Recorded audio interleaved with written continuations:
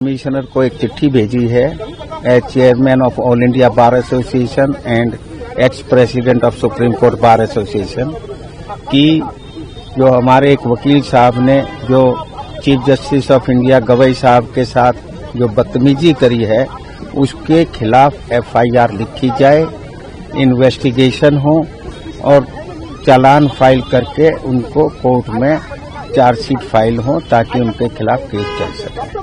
Chief justice of India Gavai साहब बड़े दयावान हैं। उन्होंने जो है उसी टाइम कहा कि भाई हम इस पे कोई अपनी तरफ से कोई एक्शन नहीं चाहते और सेक्रेटरी जनरल ने भी कहा कि हम कोई रिपोर्ट नहीं लिखाना चाहते, परंतु ये ऑफेंस स्टेट के खिलाफ है, गवर्नमेंट के खिलाफ है। तो पुलिस की ड्यूटी है, जब प्रधानमंत्री जी ने भी इस एक्ट को कंडेम किया है, होम मिनिस्टर ने किया है, लॉ मिनिस्टर ने किया है, हमारे सॉलिसिटर जनरल ने किया है, बार काउंसिल ऑफ इंडिया ने जो है उनका लाइसेंस सस्पेंड कर दिया है, तो पुलिस को मैंने लिखा है कि 6 सेक्शन बीएनएस के होते हैं जो इसके अंतर्गत उनके खिलाफ एफआईआर लिख के काम करना चाहिए। और चीफ जस्टिस ऑफ इंडिया भी कंटेम्प्ट ऑफ कोर्ट की प्रोसीडिंग चालू कर सकते थे, परंतु उन्होंने अपना बड़प्पन दिखाते हुए और कोर्ट का टाइम बेकार ना हो, उन्होंने उनके खिलाफ कंटेम्प्ट ऑफ कोर्ट की प्रोसीडिंग चालू नहीं करी। चीफ जस्टिस चाहे ये कहें कि वो एक्शन नहीं चाहते, परंतु इस पे एक्शन होना चाहिए। अगर एक्शन नहीं होगा तो आगे से, ये तो एक वकील ने करा है, आम लिटिगेंट आकर यहाँ गाली गलौज, यहाँ जूते फेंकने का और क्या क्या करें हम इमेजिन नहीं करते। इसलिए मैंने कमिश्नर पुलिस को बताया है कि आगे के लिए सुधार हो, इसलिए एक्शन लेना जरूरी है। और ये कहना कि ये कोई हिंदुओं ने करा दिया, ये बिल्कुल गलत है। चीफ जस्टिस ऑफ इंडिया सभी धर्मों में विश्वास रखते हैं।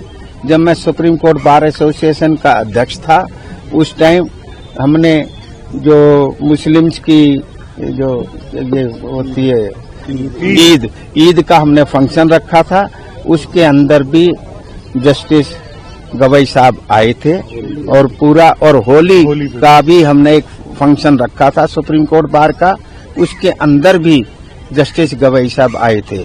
ये कह देना कि वे बुद्धिस्ट हैं, वो हिंदुओं के खिलाफ हैं, ये बिल्कुल गलत बयानी है। ये समाज को बांटने की बात है और ये चीज हम वकील तबका कोई भी इस चीज को टॉलरेट नहीं करेगा, ना ही उसको ये जिसने किया मिस्टर राज इन्होंने कि वो ठेकेदार है हिंदुओं के, ये बिल्कुल गलत है। वो अपने आप इंडिविजुअली बिना वो किसी धर्म का तो हर एक आदमी अनुयायी है, परंतु वो ठेकेदार नहीं है। ना जस्टिस हमारे गवई साहब बुद्धिज्म के वो हैं। सब हम हिंदुस्तान में सब मिलजुल के काम करते हैं, सब हम एक दूसरे के धर्मों के जो प्रोग्राम होते हैं उसमें जाते हैं। कुछ ताकतें जो हैं इस चीज को में देश के हालात बिगाड़ने की कोशिश कर रहे हैं और मुझे ये भी लगता है इसमें विदेश की जो शक्तियां हैं जो हमारे को देश को प्रोस्परस नहीं होना देखना चाहते, वो इसके पीछे हो सकते हैं कि जैसे कि बांग्लादेश, पाकिस्तान, नेपाल में इस तरीके की कोशिश कर रहे हैं। परंतु मेरा ये मानना है कि भारत सरकार इस तरीके की शक्तियों को दबा देगी और ये चीज आगे नहीं बढ़ेगी। एफआईआर होने से जो है ये जो इनको जोर दे रहे हैं इन बातों को, वो समाप्त हो जाएगी। राकेश किशोर जी तो सनातन धर्म के अपमान से तो हट थे, उसके बारे में कहते हैं? अपमानित होना अलग चीज है, वो अकेले ठेकेदार नहीं है, वो सनातन धर्म के ठेकेदार नहीं है। क्या है वो सनातन धर्म के, क्या है बताइए? जो विश्व हिंदू परिषद है, आरएसएस है, उन्होंने करा क्या? उन्होंने कुछ बोला क्या? ये जो अपना व्हाट्सएप में और फेसबुक में और ये लिंक्डइन पे और ये और कौन कौन से है सोशल मीडिया में लिख देने से वो धर्म के ठेकेदार हो गए। जिनकी एक वोट नहीं आए, खुद की नहीं आए, वो उसके धर्म के ठेकेदार हो जाएंगे।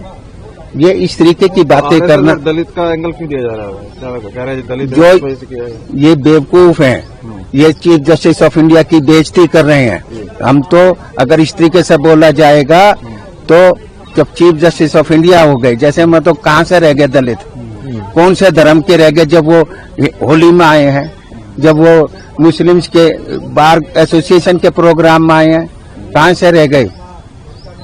और हिंदू और दलित में क्या फर्क है, सब एक है। अगर आप ये वीडियो YouTube पर देख रहे हैं तो हमारे चैनल को सब्सक्राइब कर बेल आइकन दबाएं और Facebook पर देख रहे हैं तो हमारे पेज को लाइक करें।